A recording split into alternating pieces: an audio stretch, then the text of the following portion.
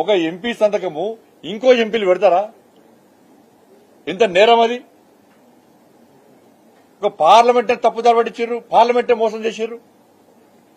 గంత నీచమైన బుద్ధులు మీ దీని ఎంపీ అటెండెన్స్ ది, నా అటెండెన్స్ ది, దీని అటెండెన్స్ ది. నేను రాష్ట్ర అధ్యక్షుడిగా ఉన్నకు ముందు ఫుల్ అటెండెన్స్ నాది. రాష్ట్ర అధ్యక్షుడు అయిన తర్వాత నా పార్టీ పర్మిషన్ తీసుకునే ఎప్పుడు అవసరం ఉంటే అప్పుడు పోయినా ఇక్కడ కొట్లాడినా మీకు వ్యతిరేకంగా. అందుకే మీకు కసి, మీకు ఒక కుళ్ళు. ఆ ఎంపీ పార్లమెంట్ పోకుండా ఇక్కడ మీలక ఏ స్థూలంలో ఫామ్ హౌస్లలో వండి, ఏ స్థూలంలో వండి, మందాకుండా వండి, పైసలు సంపాదించి కబ్జాలు చేసి ఉంటే తప్పది. కానీ 150 రోజులు పాదయాత్ర చేసిన ఎండల, వర్షాకాలం, చలికాలం తిరుగు, తెలంగాణ మొత్తం తిరుగు. బండి సంజయ్ చరిత్ర ఉంది చెప్తారు.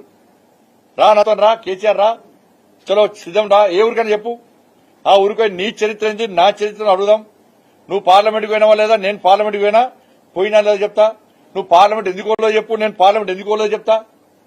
నీ అటెండెన్స్ ఏంది, నా అటెండెన్స్ సిద్ధం రా, చర్చకు రా, రెడీ. నీ ఎంపీల అటెండెన్స్ తీసుకురా, నా అటెండెన్స్ తీసుకురా. నీ ఎంపీలు పార్లమెంట్ ఎందుకోలో చెప్పు, నేను పార్లమెంట్కి ఎందుకు పోయినప్పుడు ఎందుకోలో చెప్తా. నీ అటెండెన్స్ ది, నేను సిద్ధం దానికి.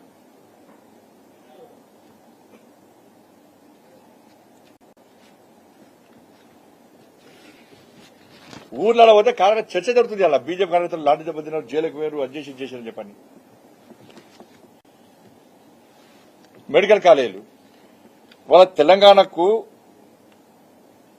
21 ప్రభుత్వ మెడికల్ కాలేజీలకు అనుమతి ఎవరిస్తారు?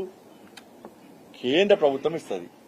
వాళ్ళ తెలంగాణకు 21 మెడికల్ కాలేజ్ ప్రభుత్వం మెడికల్ కాలేజ్ కేంద్రం అనుమతి ఇచ్చిందా లేదా? మరి కరీంనగర్ లో మెడికల్ కాలేజ్ రాకపోవడం కారణం ఎవరు? మీరే కదా. మీ కుటుంబ సభ్యులు, మీ చుట్టపోలే మెడికల్ కాలేజ్ ఉన్నాయి కదా, మీరు రాకుండా. తెలంగాణలో 21 మెడికల్ కాలేజ్ ఇచ్చినప్పుడు